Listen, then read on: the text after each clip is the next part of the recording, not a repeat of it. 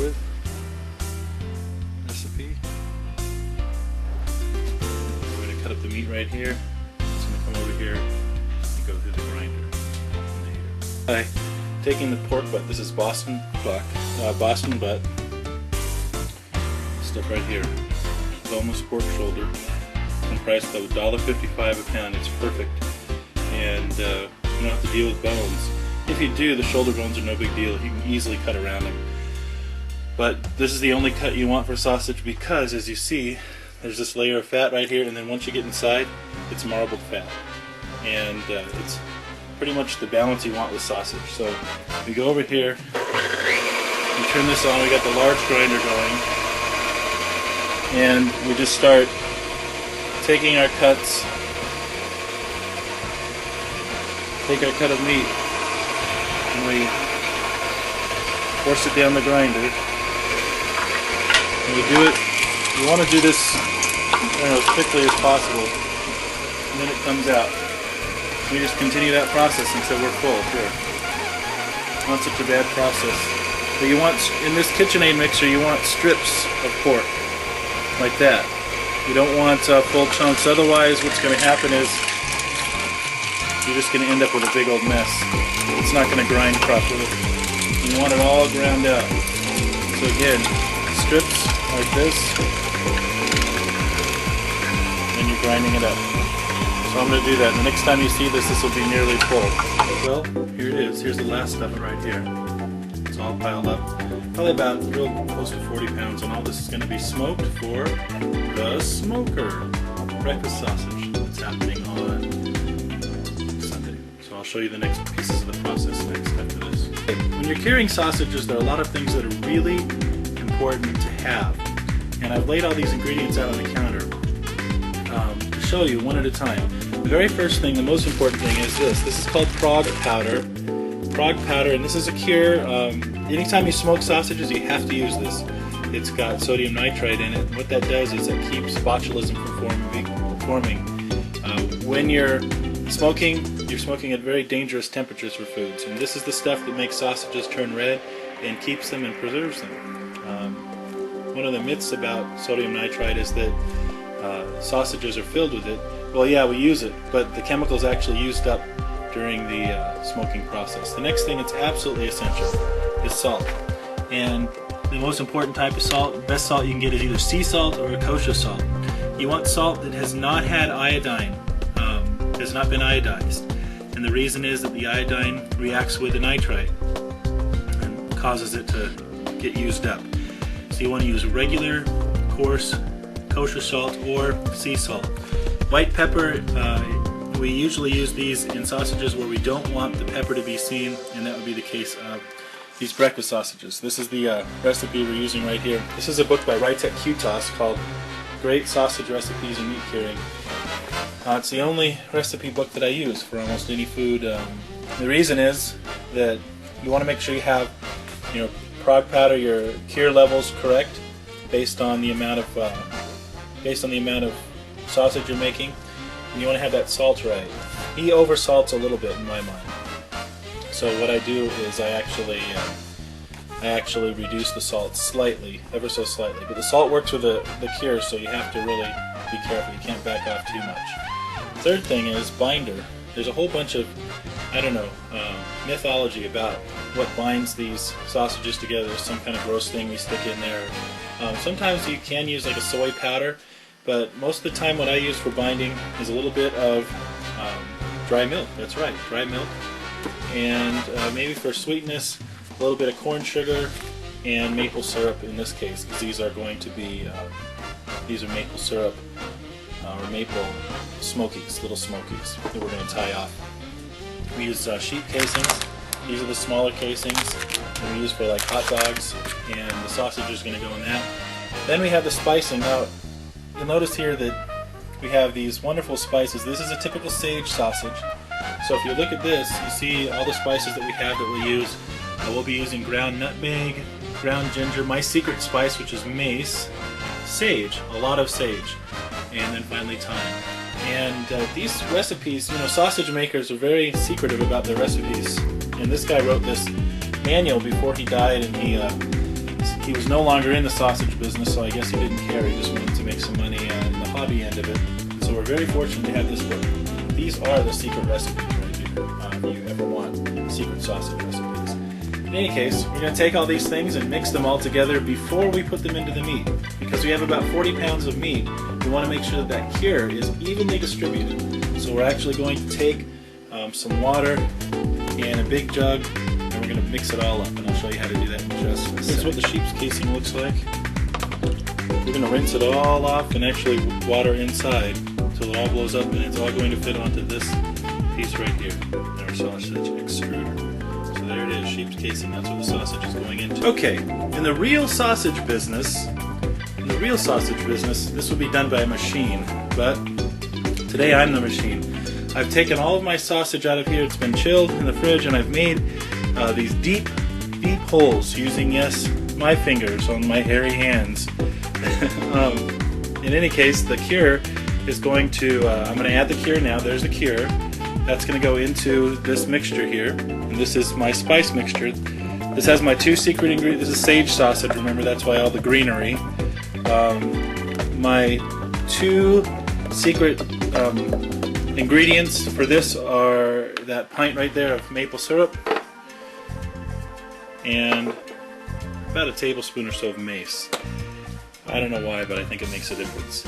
Anyway, the cure is the last thing to go in, and then I'm going to pour it over. So we'll take the cure, it's been measured out already. Remember, we want all the spices and the cures to distribute evenly. So we give it a nice thorough stir. Like this. And once it's mixed, we take it and we actually begin to pour into those caverns, evenly distributing the spices and the cures all throughout the meat. Now, since I'm doing this amount of meat, I'm actually going to let it cure. I'm going to mix this up, and then it's going to go back in that big container, and I'm going to give it a little bit of time to cure. You can see I still have a little bit left here. We've got to get all that mixed in, and guess how we mix it up? In the home sausage making kitchen, this all gets mixed up by hand. I won't show you that part. Well, here's the very simple contraption. This is called a Dakota water stuffer and water pack sausage stuffer, and works very easily. This is a piston. You put food grade lube on it. It's a silicone food grade edible lube, and you actually push it to the back, and then you load your sausages in there. And so the piston goes in. This piston goes inside all the way to the back. You load your sausage meat in, and then you put this on the front, and you put the casings on that too. And hopefully, if you do it right, once you turn the water on, you can actually control it with these little levers. And you close. You can. This is the exit right here. So open is parallel with the thing, and then closed is 90-degree angle. So once I open it up, or rather once I close this one right here, the piston begins to push the sausage ever so slowly out into the tube. It's a wonderful invention someone thought of with food grade PVC piping. Great idea. You can see that it almost happens on its own. Now you do have to get air bubbles out as you extrude the sausage ever so slowly. I'm probably going real slow now, but that's for the video. And you just roll it up. Anytime you see air bubbles, like, I don't know if the camera can see this here, but you just prick these. Because these are natural casings, they'll let the air out and then they'll kind of reseal once they're under smoke, or actually anything else.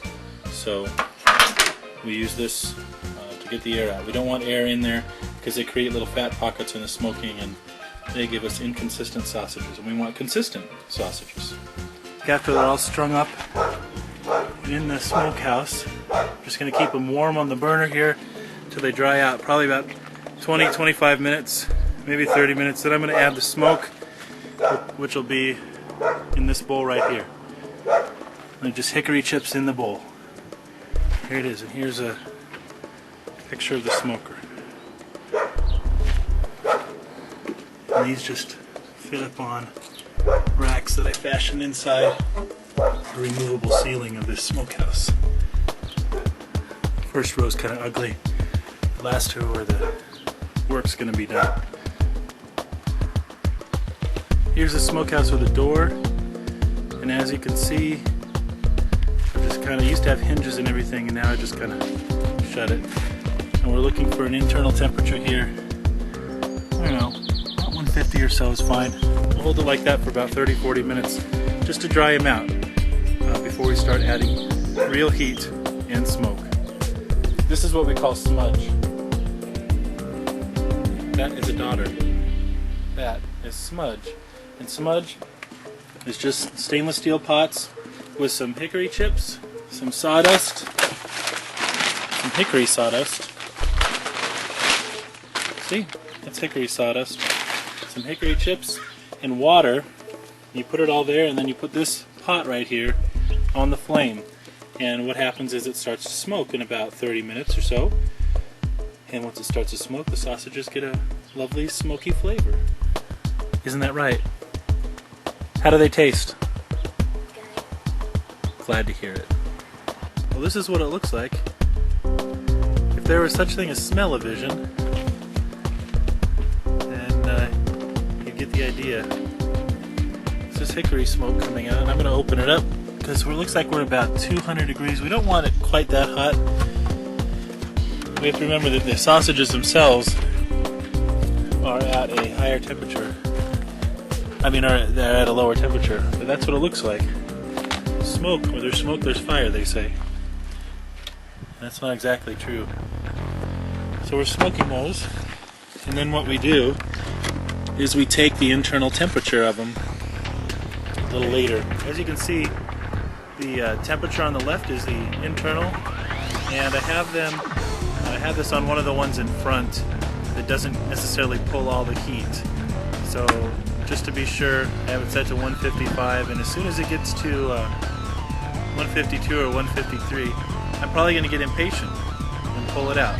And you'll get to see what the next exciting step is. But as you can see, that smudge pot is still going, and so they're going to get smoked to the very last minute. Real heavy, we call that a heavy smoke. Now the larger ring size ones take a lot longer to do. We've only been out here, it's still daylight, we've only been out here, by the time this gets done they'll have been in the smoker only around 3 hours, just under.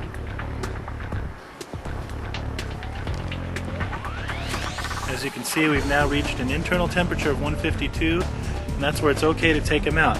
Now the last two stages of this are called bath and bloom.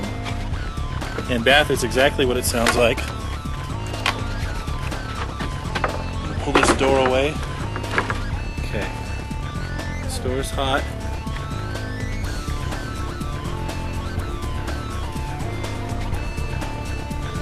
There are the finished sausages. Turned off the flame. You can see that the smudge is almost gone there. Just a bit left in there. And then we're we have an internal temperature of 152. They feel about right. They look a little burnt in some cases. So we're going to bring the first two out and then let the third continue. As you can see, the last bank of sausages is not quite ready, so I'm going to leave them in until they are. This part is called the water bath. It's very simple. All we want to do is cool these back down to a temperature so they don't shrink. So we want to get them down to room temp. We just do that by swishing cold water over them. Also, any smoke particles or anything ugly comes off in the process as well. And then after this, we let them hang inside for about 30 minutes, 45 minutes, and they get a nice bloom on them. They darken, they start to oxidize, and they have this beautiful, dark, deep red color.